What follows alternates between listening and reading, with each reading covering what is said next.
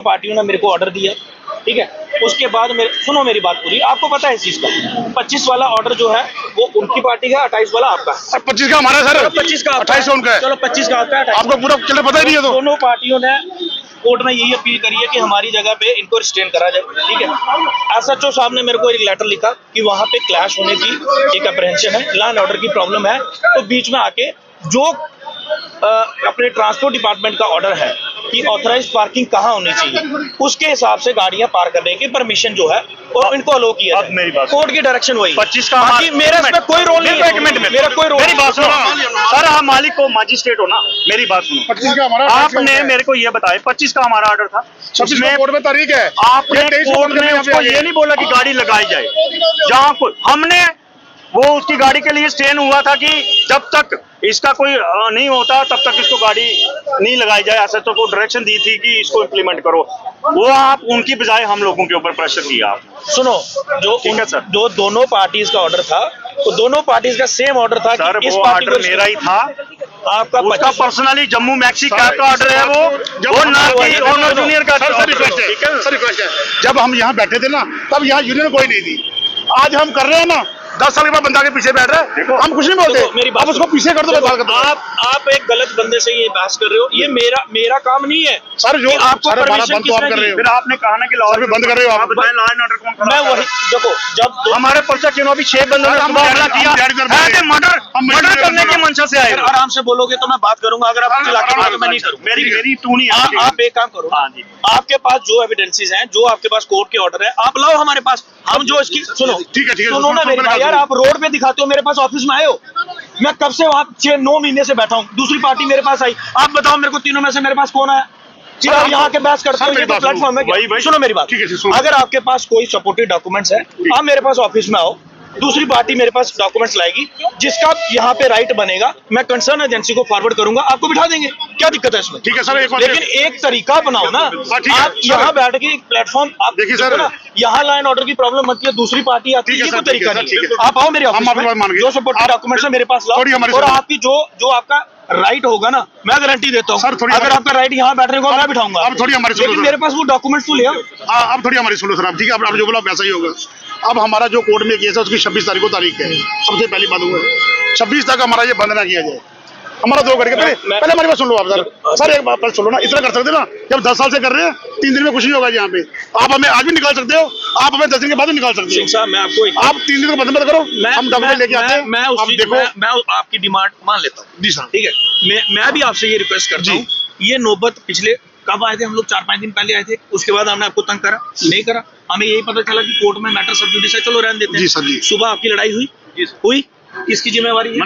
नहीं सर, जब लड़ाई हुई तो अब हमें इंटरफेयर करना अच्छा सर। तो मैं बता रहा हूँ, आज मैं आपको यहाँ गारंटी दे दूं कि आप खोल दो, फिर शाम को लड़ाई होगी तो फिर मेरे पे बात आएगी। तभी मैं बोल रहा हूँ, आप मेरे पास आओ डॉक्यूमेंट्स लेके। नहीं सर, हमारी एजेंसी को आपसे हमारी एग्रीमेंट सर आगे फॉरवर्ड कर, आप 26 तक हमारा बंद मत करो, हम आपसे मिलते सर। वही मैं बता रहा हूँ, है ना, वही मैं आपको बता रहा हूँ, आप मेरे पास आओ डॉक्यूमेंट्स लेके, अगर आपका राइट बनता है, आपकी परमिशन है, ऑथराइज परमिशन है, कंसर्न एजेंसी से मैटर टेकअप करूंगा, और मेरी गारंटी है, मैं उनको बोलूंगा कि आपको यहाँ पे पर एक प्लेटफॉर्म पे तो आओ, यहाँ रोड पे बहस करना चाहिए प्लीज। Thank you. और सर 2 गाड़ी के लिए बोल दो, गाड़ी मत बंद करो, फिर लड़ाई होगी सर। पिछले 12 सालों से इस जगह पर टैक्सी जो है यहाँ पर लगा करती थी, लेकिन अब टैक्सी की जगह यहाँ पर पुलिस की तारबंदी जो है वो आप यहाँ पर देख सकते हैं। पहले यहाँ पर आपको अक्सर टैक्सी यहाँ पर नजर आती थी, टेम्पो ट्रैवल आपको नजर आते थे जो यात्रियों को कश्मीर तक पहुँचाते थे, लेकिन अब वो टैक्सी जो है वो यहाँ से गायब हो चुकी हैं और यहाँ पर तारबंदी जो है वो यहाँ पर लगाई गई है ताकि कोई भी व्यक्ति यहाँ पर अपनी टैक्सी स्टैंड ना कर सके। हालांकि ये क्यों हुआ है, किसने किया है और किसके आदेश पर हुआ है, यही यहाँ के लोगों से जानते हैं, यहाँ पर पिछले 12 सालों से काम भी कर रहे हैं। एक बोर्ड आपको यहाँ पर नजर आ रहा होगा, यहाँ पर लिखा हुआ है Jammu maxi cab and special taxi operator union registered order by high court, BC road opposite outside gate bus stand Jammu. लेकिन अब यहाँ पर तारबंदी की गई है और आज सुबह यहाँ पर हंगामा भी हुआ है और यहाँ पर जो टैक्सी लगाते थे उन्होंने यहाँ पर हंगामा किया। सर क्या नाम है आपका? सर मेरा नाम गुरप्रीत सिंह है। गुरप्रीत जी, आप बताइए आज क्या हुआ और क्यों यहाँ पर तारें यहाँ पर लगाई गई? सर मैं आप मीडिया का बहुत बहुत धन्यवाद करता हूँ, आप हमारे चौथा स्तंभ हो। अगर आप नहीं सुनोगे, प्रशासन तो अंधा हो गया है इस वक्त, प्रशासन इस वक्त अंधा हो गया है। हमारे पास कोर्ट की जजमेंट है, एक होता है आर्डर, एक होता है जजमेंट। इन आर्डर तो कैंसिल होते रहते हैं, आर्डर की कोई बात नहीं है, लेकिन जो जजमेंट है वो लास्ट होती है हाई कोर्ट में। जजमेंट जो है वो कैंसिल नहीं होती है। उस पे जजमेंट में हमें जजमेंट में लिखा था कि जितनी देर जहाँ पे हम काम कर रहे हैं, 12 साल से हम जहाँ पे काम कर रहे हैं, आपको मैं आपकी मीडिया के माध्यम से मैं आपको बताता हूँ कि यहाँ पे हम कम से कम 12 साल से काम कर रहे हैं। बीच में 2020 में थापा जी आए थे, आपने तब भी कवर किया होगा, तब भी हमारे ही फेस सामने आए थे। हमने उनका पूर्ण जोर लगा के उनका विरोध किया था। क्यों? क्योंकि पहले भी हमारी गाड़ियां यहाँ लगती थी, उसके बाद स्मार्ट सिटी का काम चला। ये नाला जहाँ पे आप खड़े हो, जहाँ पे फुटपाथ हुआ करता था, ये नीचे नाला बना हमने पूरा एडमिनिस्ट्रेशन के साथ कोऑपरेट किया। तब भी हमें इन्होंने एक ऐसा किया कि वहाँ पे आप जेडीए पार्किंग चले जाओ। यहाँ पे इन्होंने बोला कि आपको एक पार्किंग दी गई है, जेडीए पार्किंग, जो गुजर नगर में है। तो हमने उसका भी बहुत वेलकम किया कि हाँ चलो, हम यहाँ पे फुटपाथ पे काम कर रहे थे, हमें अच्छी बात है, हमें पार्किंग मिल गई, कम से कम 40-50 गाड़ियाँ हमारी वहाँ पे लग तो जाएंगी। लेकिन जब हम जेएमसी के डीसी साहब के पास गए, हमने बोला आप एक काम करो, आप हमें एक रिटर्न पे लिख के दे दो कि आप हमारी गाड़ियाँ यहाँ से कोई हटाएगा नहीं। उन्होंने बोला नहीं सर, आपको ये परमानेंटली नहीं दी है, आपको ये टेम्परेरी दी हुई है। तब हमने बोला सर, अगर हम टेम्परेरी यहाँ पे काम कर रहे हैं, फिर हम यहाँ से उठ के क्यों जाएंगे वहाँ पे टेम्परेरी काम करने के लिए। फिर हमने वहाँ पे कोर्ट में पिटीशन फाइल की थी, थापे के खिलाफ की थी, एसएसपी के खिलाफ जिन्होंने हमें उठाया था तब। फिर उसके बाद म्यूनसिपालिटी के खिलाफ की थी। हमें तब का म्यूनसिपालिटी का ऑर्डर भी है, ऑर्डर भी है। म्यूनसिपालिटी ने ऑर्डर किया था कि हमें इनसे कोई दिक्कत नहीं है, आप यहाँ पे जिस स्पेस पे गाड़ियाँ लगा रहे थे वहाँ पे गाड़ियाँ लगाएं। फिर उसके बाद जज साहब ने हमें जजमेंट दी। ये देखिए सर, 2020 या 21 की जजमेंट है। उन्होंने जजमेंट दी कि जहाँ पे ये काम कर रहे हैं इनको हरासमेंट नहीं किया जाए, ये जब तक इनको कोई पार्किंग बेस नहीं मिलती, ये यहीं पे काम करेंगे। ऑर्डर बाय हाई कोर्ट आपने अपने बोर्ड पर भी लिखा हुआ है। सर लिखा तो हुआ है, लेकिन मुझे नहीं समझ आ रही है, ये जहाँ पे गरीब बंदों के पेट पे लात मारने वाली बात है। जो जब यहाँ पर तारबंदी की गई, जो अधिकारी यहाँ पर आए, तो आपने उनको ये ऑर्डर नहीं दिखाया? और सर हमने ये ऑर्डर कम से कम 10 बंदों ने पकड़े हुए थे, लेकिन ऑर्डर को कोई मानता ही नहीं है सर। ये आज जज साहब की जजमेंट को इन्होंने टिच नहीं जाना है, जजमेंट को इन्होंने नहीं माना है। जो आम आदमी है वो बेचारा इनसे कैसे झगड़ा करेगा, मुझे ये बताओ। ये सुबह आए, यहाँ पे पीछे 1.5 महीना पहले गाड़ियाँ लगी थी, एक कालीदास करके यूनियन है, उसका ओनर है, वो ओनर यूनियन है। उसने 1.5 साल पहले, आपने पीछे भी कवर किया होगा, उसने पीछे भी गाड़ियाँ लगाई थी, पीछे गाड़ियाँ लगाई थी। तब भी उसने हमने जेएमसी में अपना फाइल वहाँ पे दी थी, जब हमें यहाँ से उठाया था। हमारी फाइल पे उसने अपनी गाड़ियाँ, उसने अंदर पैसे पूसे दिए होंगे जीएमसी को जाके, उसने वहाँ पे गाड़ियाँ लगा ली। तो जब हम गए बीसी के पास, हमने बोला भी हमारे जो फाइल है, हमारी फाइल उससे पहले हमारी एडमिट हुई है, उसको कैसे स्पेस दे दी आपने। तो बीसी ने वहाँ पे बोला सर मैंने तो आपको ही जगह दी थी। तब बीसी ने वहाँ पे ऑर्डर निकाला कि वो ऑर्डर उसको कैंसिल हो गया, वहाँ पे उसने गाड़ियाँ फिर वहाँ से उठ गई उसकी गाड़ियाँ।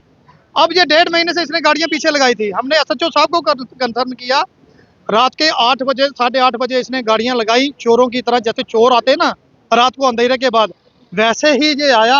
रात को 8:30 बजे के बाद इसने गाड़ियाँ लगाई और खुद ही अपने ड्राइवरों को बोला अपने टायरों की हवा निकाल दो कि मेरी गाड़ियाँ कोई यहाँ से निकाल ना सके। हमें 10 गाड़ियों की यहाँ पे परमिशन है, 10 गाड़ियाँ हम लगा सकते हैं। हम लॉ इन ऑर्डर को मानने वाले बंदे हैं। हमने यहाँ पे 3 ही गाड़ियाँ लगाते थे कि हमारी वजह से यहाँ पे किसी को कोई डिस्टर्बेंस ना हो। यहाँ पे वीआईपी मूवमेंट भी होती है, यहाँ से जज साहब भी हाई कोर्ट जाते हैं। ये मेन एरिया है जहाँ पे हमारी वजह से किसी कहना है कि यहाँ पर मिली भगत हुई है। यहाँ पे बिल्कुल 100% 101% मिली भगत है सर। यहाँ पे अब गरीब बंदे को कोई नहीं सुन रहा है। एक जजमेंट को, जज को कुछ नहीं माना है, हम गरीब बंदों को कौन मानेगा। एक 5,000 का परमिट इन्होंने पिछली साल 1.5 लाख का कर दिया नॉन एसी, और उसमें भी कैटेगरी कर ली इन्होंने, उसमें भी कैटेगरी कर ली। एक जो नॉन एसी गाड़ी है उसका परमिट 1.5 लाख का, और जो एसी गाड़ी है उसका परमिट 2 लाख का। और सर आप प्रशासन को ये मैं पूछना चाहता हूँ, आप 1.5 लाख ले रहे हो, 2 लाख ले रहे हो, लेकिन आप स्पेस तो गाड़ियों वालों को देना चाहिए ना। ये आपका काम है, ये आम बंदे का काम नहीं। हम तो आपके एक किस्म के कस्टमर हैं।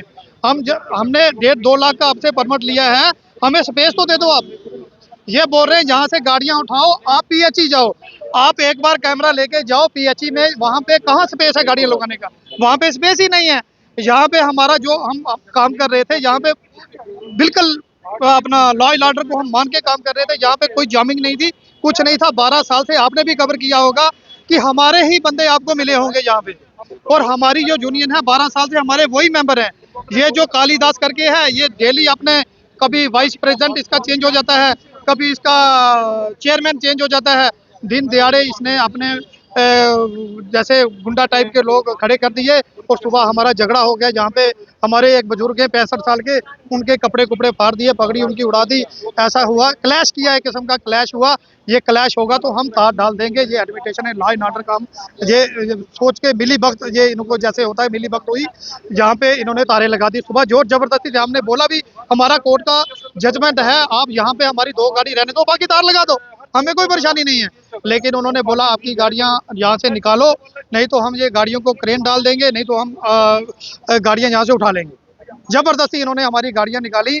लेकिन ये एडमिनिस्ट्रेशन से पूछना चाहता हूँ कि अगर ये 2012 का ट्रांसपोर्ट कमिश्नर का इनका जो इनको जो परमिशन दी थी गाड़ियां लगाने की, अगर उसके पास कोई परमिशन थी, फिर ट्रांसपोर्ट कमिश्नर ने आना चाहिए था। उसके बाद मौजूदा आरटीओ ने आना चाहिए था। उसके मौजूदा डीसी साहब जो हैं, हमारे मौजूदा माननीय जो डीसी साहब हैं, उनके कानों में भी खबर पहुंचनी चाहिए थी।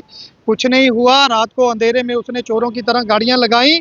और उसके बाद हमारे नजूल के जो तहसीलदार हैं, उन्होंने हमें बोला अगर इसको बैठाओ, ये पता नहीं क्या सेटिंग थी उनकी, मुझे नहीं पता है। अगर ये काम करेगा तो आप भी काम करोगे, अगर ये काम करेगा आप भी काम करोगे, अगर ये नहीं करेगा तो आप भी नहीं करोगे। वो आज साबित हो गया कि अगर उसने हमने उसको वहाँ पे हम कौन होते हैं जोर जबरदस्ती करने वाले। अगर उसके पास कोई आर्डर था, कोई उसने कोई जो जजमेंट लाई होगी, कोर्ट भी यही बोलता है कि आप किसी के चलते काम में इंटरफेरेंस नहीं करो। हमने एसएचओ साहब को बोला, कंसर्न जो हमारे एसएचओ साहब हैं बीसी रोड में, उनको बोला हमने हमारी 10 गाड़ियों की परमिशन है, आप 100 मीटर छोड़ के इसको जहाँ मर्जी लगा दो, हमारे साथ इसका कोई डिस्टर्बेंस नहीं है। लेकिन ये प्रशासन की नाकामयाबी है कि उन्होंने यहाँ पे तार लगा के, यहाँ पे क्लैश करवा के और हमें बेरोजगार कर दिया। देखिए एक बार फिर से तस्वीरें मैं आपको दिखाना चाहूंगा। यहाँ के जो लोग हैं, जो पिछले 12 सालों से काम कर रहे हैं, उनका ये कहना है कि मिलीभगत की वजह से आज यहाँ पर तारबंदी जो है वो यहाँ पर की, कंटीले तारे जो है वो यहाँ पर लगाई है। और जो 12 सालों से यहाँ पर काम कर रहे थे, आज वो सारे लोग जो हैं वो बेरोजगार हो गए। इस पूरे मामले को लेकर आपकी अपनी क्या राय है, कमेंट बॉक्स में अपनी राय जरूर रखिए। धन्यवाद।